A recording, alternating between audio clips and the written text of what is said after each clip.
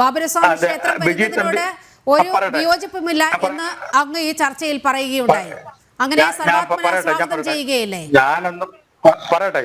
ഇപ്പം പിന്നെ ലോഗോസ് സുവിനോ എന്ന് പറഞ്ഞല്ലോ, എന്ന് പറഞ്ഞതുപോലെ തന്നെയാണ് സമസ്ത പറഞ്ഞു എന്ന് പറഞ്ഞ പോലെയാണ് ഒരാളുടെ ഒരു ഇസ്ലാം മത വിശ്വാസിയുടെ 40 വീട് ചുറ്റളവ്, അവിടെ ജാതിയും മതവും നോക്കാതെ ഒരു ചുറ്റളവിനകത്ത് ആര് പട്ടിണി കിടന്നാലും ആ പട്ടിണി കിടക്കുന്നവന്റെ പട്ടിണി മാറ്റാത്തവൻ ഇസ്ലാം അല്ല എന്ന് പഠിപ്പിക്കുന്ന ഒരു സമുദായമാണ് ഞങ്ങളുടെ. അതവിടെ നിൽക്കട്ടെ, പോട്ടെ.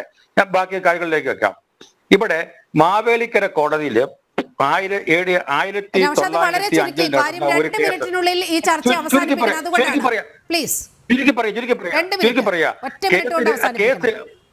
കേസ് രേഖകളുടെ പകർപ്പ് ആർക്കൈവ്സ് ഡിപ്പാർട്ട്മെന്റിൽ ദേവസ്വം ഡിപ്പാർട്ട്മെന്റിലും പരിശോധനയ്ക്ക് ലഭ്യമാണ്. അത് ശ്രീ ബിജി തമ്പി അതൊന്ന് പരിശോധിച്ചാൽ നന്നായിരിക്കും. പന്തളം രാജകുടുംബം കൂടാതെ ഞാൻ പറയുന്നത് ആയിക്കോട്ടെ. പന്തളം രാജകുടുംബവും കൂടാതെ തിരുവിതാംകൂർ ഗവൺമെന്റും ബാബർ കുടുംബത്തിന് നൽകിയ അവകാശങ്ങളെ കുറിച്ച് അതിനകത്ത് പറയുന്നുണ്ട്. ആർക്കൈവ്സ് രേഖകൾ പരിശോധിക്കുമ്പോൾ ഇതെല്ലാം കൃത്യമായി മനസ്സിലാക്കാം. ഇനി മറ്റൊരു കാര്യം, മകരവിളക്കിന് അവകാശമുണ്ടെന്ന് പറയുന്ന വാവർ കുടുംബം, ആ കുടുംബത്തിലെ ഒരാളെ പോലും ശബരിമലയുടെ ആ തിരുമുറ്റത്ത് ഇന്ന് വരെ ആരും കണ്ടിട്ടില്ല. അതാണ് ഇവിടെ ഉയരുന്ന പ്രശ്നം. ഞാനിപ്പം ഒരു സഹോദരൻ പറഞ്ഞതിന്റെ ബാക്കിയൂടെ പറയുകയാണ്. മകരവിളക്കിനനുബന്ധിച്ച് ശബരിമലയിൽ ഗുരുതി നടത്താറുണ്ട്, അതായത് തർപ്പണം നടത്താറുണ്ട്. അകത്തളത്ത് നടത്തുന്ന തർപ്പണം മാളികത്തമ്മയുടെ പേരിലും അതുപോലെ തന്നെ കൊച്ചുകടത്തയുടെ പേരിലുമാണ്. പുറത്ത് നടത്തുന്നത് ബാബർസ്വാമിയുടെ പേരിലാണ് പുറത്ത് നടത്തുന്ന ഗുരുതി നടത്താറുള്ളത്. എന്തുകൊണ്ട് ഗുരുതി നടത്തുന്നു?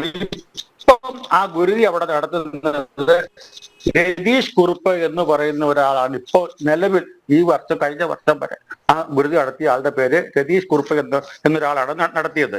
അത് കാരണം എന്ന് വെച്ചാല് ബാബരുടെ മരണം ശബരിമലയിൽ വെച്ചാണ് സംഭവിച്ചു എന്നും ചതിയിൽപ്പെടുത്തി ബാബരെ കൊന്നുവെന്നും അതൊരു ദുർമരണമായിരുന്നുവെന്നുമുള്ള സങ്കല്പത്തിലാണ് ബാബർക്ക് വേണ്ടി ഗുരുതി നടത്തുന്നത്. പന്തളം രാജാവിന്റെ ആവശ്യപ്രകാരം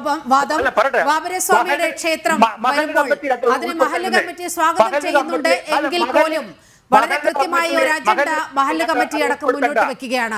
ഇത് വെറും ഒരു ക്ഷേത്ര നിർമ്മാണമല്ല, ഇത് അങ്ങനെ ഒന്ന് ഒതുങ്ങേണ്ടതുമല്ല.